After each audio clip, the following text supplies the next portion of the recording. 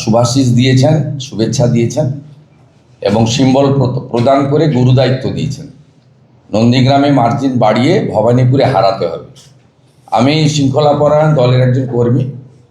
আমি মাননীয় রাজ্য সভাপতি, সমগ্র বিজেপি পরিবার, মাননীয় প্রধানমন্ত্রী সহ সংসদীয় বোর্ড প্রত্যেকে যে দায়িত্ব এবং বিশ্বাস রেখেছেন সেটা মর্যাদা রাখার আমি আপ্রাণ চেষ্টা করব। শ্রমিকদা কতগুলো বিন্দু বলেছেন, আমি সেগুলোর মধ্যে রিপিট না করে শুধু একটা ইনক্লুড করছি, অন্তর্ভুক্ত করছি। আগামীকাল হলফনামা সকলের সামনে বিকেলের মধ্যে চলে আসবে ওয়েবসাইটে। সেখানে দেখবেন 104 বার কোর্টে যাওয়া বা 11 মাস সাসপেন্ডের সাথে 32টা ফৌজদারি মামলায় আমাকে মমতা বন্দ্যোপাধ্যায়ের পুলিশ অভিযুক্ত করেছেন এবং সব মামলাগুলি 2021-এর 2রা মের পরে থেকে আপনার এজাহার নথিভুক্ত করা, আগের মামলা নয়। অর্থাৎ কিভাবে গণতন্ত্রের সবচেয়ে বড় স্তম্ভ অ্যাসেম্বলি বিলংস টু অপোজিশন, সেটাকে নষ্ট করার চেষ্টা করেছেন, ওনার দাঁত নখ সব বের করে।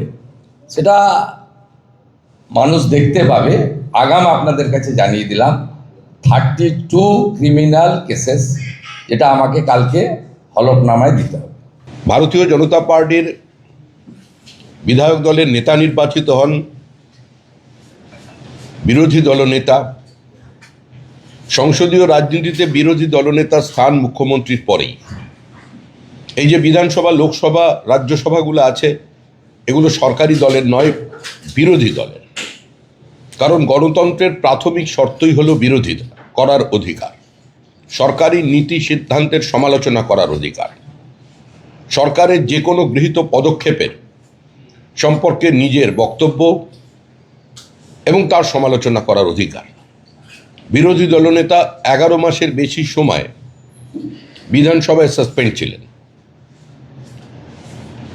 এখনো পর্যন্ত বিরোধী দলনেতাকে সভা করবার জন্য 104 বার কলকাতা হাইকোর্টের দরজায় কড়া নাড়তে হয়েছে। অন্যান্য রাজনেতা বা সাধারণ রাজনৈতিক কর্মীদের কি অবস্থা পশ্চিমবঙ্গে, সেটা এটা থেকেই অনুমেয়। কিন্তু বিষয় হলো 2011 সালে ক্ষমতার পট পরিবর্তনে যারা গণতন্ত্রের পুনঃপ্রতিষ্ঠার স্লোগান দিয়ে ক্ষমতায় এসেছিলেন,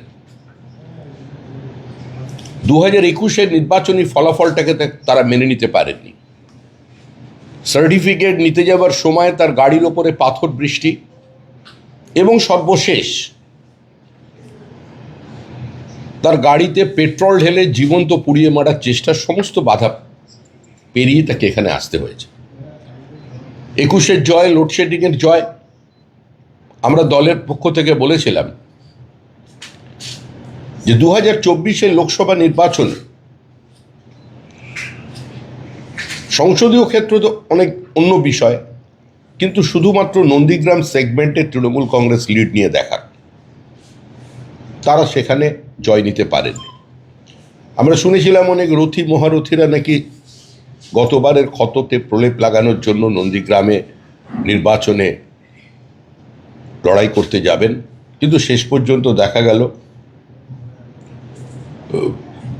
বিজেপির থেকে প্রায় 1 বছর সম্পর্ক ছিন্ন একজন কর্মীকে সেখানে নির্বাচনে দাঁড় করানো হয়েছে। যাই হোক, বাইরের প্লেয়ার নিয়ে খেলবেন। তা লোডশেডিংটা কোথায় হয়েছে এটা মানুষের কাছে সহজেই অনুমেয়। আমাদের বিরোধী দলনেতা শুভেন্দু অধিকারী বারবার বলেছেন দলকে যে তিনি মুখ্যমন্ত্রীর বিরুদ্ধে নির্বাচনে প্রতিদ্বন্দ্বিতা করতে চান। ঠিক ছিল, তিনি নন্দীগ্রামে যেখানে মানুষ তার উপরে ভরসা রেখেছে, আস্থা রেখেছে, সেখান থেকে নির্বাচনে প্রতিদ্বন্দ্বিতা করবেন।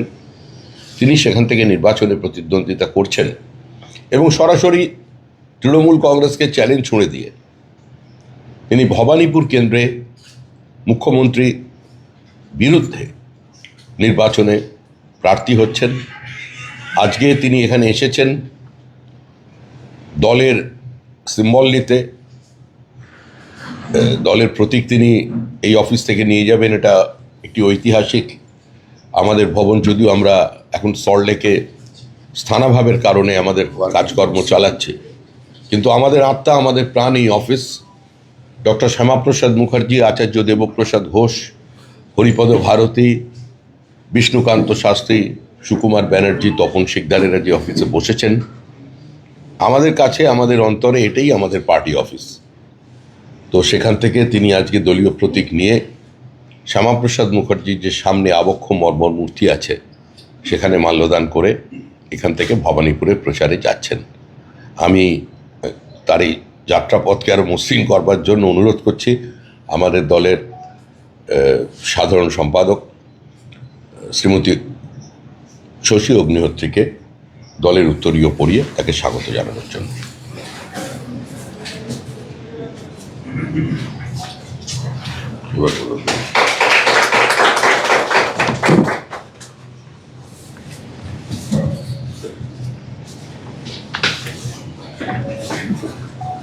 আমাদের দলের তরফ থেকে প্রথমেই নন্দীগ্রাম এবং তারপরে ভবানীপুরের যে সিম্বল এবং ফর্ম বি প্রদান করবেন আমাদের রাজ্য সভাপতি শ্রমিক ভট্টাচার্য মহাশয়, মাননীয় শুভেন্দু অধিকারী। নামটা সই করা আছে।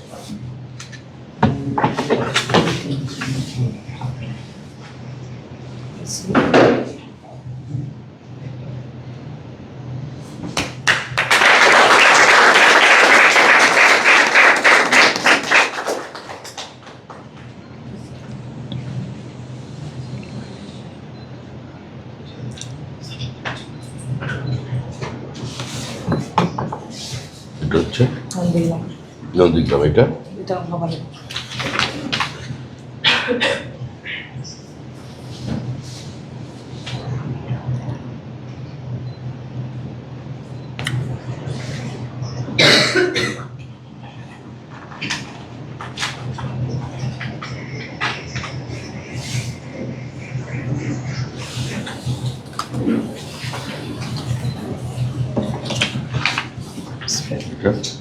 এটা ভবানীপুর আছে, এটা নন্দীগ্রাম।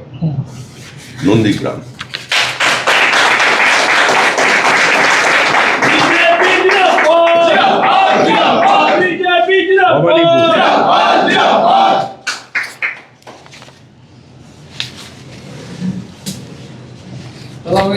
আমাকে দেবেন খামের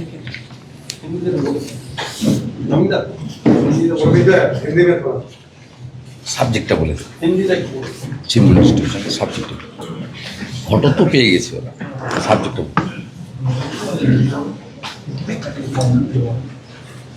नेता विपक्ष शुभेंदु अधिकारी जी ने 2021 में नंदीग्राम में जीत हासिल किया था, माननीय मुख्यमंत्री श्रीमती ममता बनर्जी को चुनाव में पराजित करके।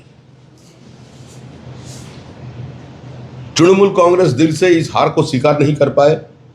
इस जय को लोड शेडिंग का जय बताकर 5 साल प्रचार किया,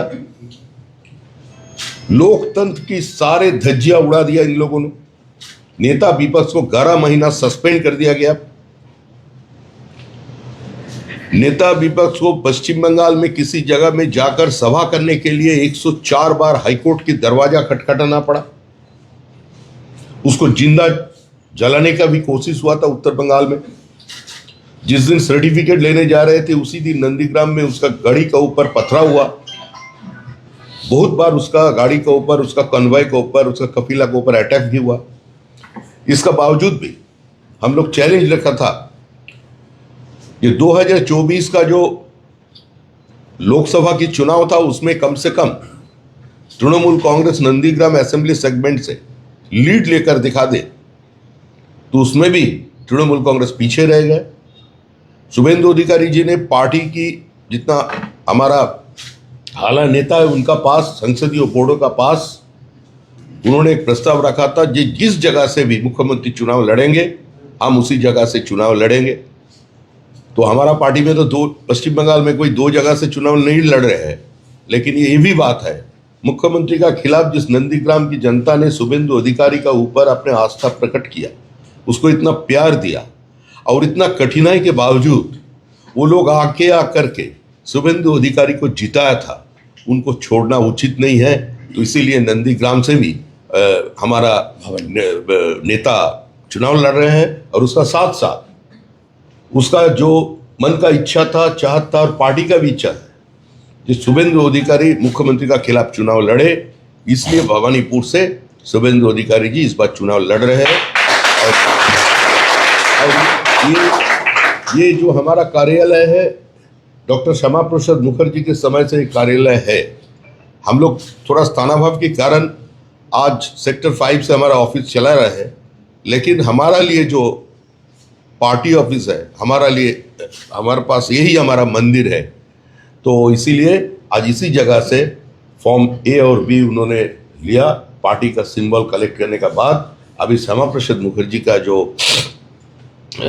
प्रतिमा है उसमें फूल चढ़ाकर, माला चढ़ाकर उन्होंने भवानीपुर निकल जाएंगे। थोड़ा आज इतना ही, इसमें कोई पॉलिटिकल इशू मैं एक लाइन जोड़ रहा हूँ। कल जब मेरा नामांकन होगा नंदीग्राम में, उसका एपिडेविट तो सबके सामने आ जाएगा। आप देख लेना, 32 एफआईआर का डिटेल्स भी आप लोग को मिल जाएगा। कल समीक्षा ने सब बता दिया कितना बार हाईकोर्ट जाना पड़ा। नॉट ओनली सभा, मेरा धर्म पालन करने के भी लिए भी हाईकोर्ट जाना पड़ा। कल 32 मेरा खिलाफ 25 बंगाल की Calcutta west Bengal police, 7 Calcutta police. वो मैं हाईकोर्ट में गया था, मेरा पता भी नहीं था इतना लंबा लिस्ट है। कल सबको मिलेगा। सब मामला 2021 सेकेंड में ममता बनर्जी बुरी तरीके से हारने के बाद किया है, सब फर्जी मामला है। सब एक पिछले 5 साल में हुआ है। 32 एफआईआर, वो भी कल एपिडेविट में आप लोग का सामने आ जाएगा। কাল 12 ধর্মেন্দ্র প্রধানজি থাকবে। আচ্ছা, ধর্মেন্দ্র প্রধানজি, দিলীপ ঘোষ আর জেপি রাঠোর হলদিয়া। আগামীকাল হলদিয়ায় বেলা 12টার সময় নন্দীগ্রামের জন্য মনোনয়নপত্র দাখিল করবেন শ্রী শুভেন্দু অধিকারী। মনোনয়ন দাখিল করবার সময় কেন্দ্রীয় মন্ত্রী শ্রী ধর্মেন্দ্র প্রধান, ভারতীয় জনতা পার্টির প্রাক্তন সাংসদ, রাজ্য সভাপতি এবং খড়গপুরের এই নির্বাচনের প্রার্থী শ্রী দিলীপ ঘোষ উপস্থিত থাকবেন। জেপিএস রাঠোর উত্তরপ্রদেশের মন্ত্রী, তিনিও এই অনুষ্ঠানে উপস্থিত থাকবেন। সমস্ত সাংবাদিকদের আমরা সেখানে আরো দুজন যাচ্ছে আমার সাথে, মহিষাদলে হলদিয়া। মহিষাদল এবং হলদিয়ার প্রার্থীও, মহিষাদল এবং হলদিয়া প্রার্থী তারাও এখানে উপস্থিত থাকবেন। ধন্যবাদ।